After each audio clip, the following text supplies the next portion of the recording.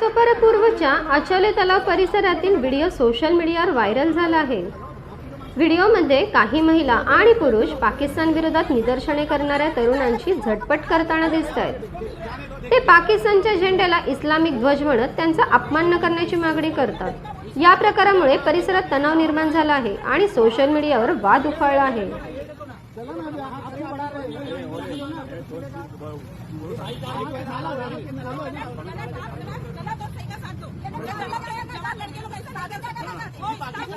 पाकिस्तान बिल्कुल है, आपको कुछ नहीं होना चाहिए।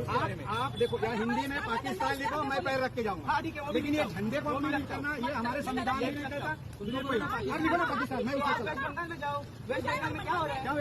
अशीच अपडेट पाहत रहा शिवकन्या न्यूजवर। बातमी विश्वात सतत खबरदार आणि जागरूक राहण्यासाठी चॅनलला सबस्क्राइब करा।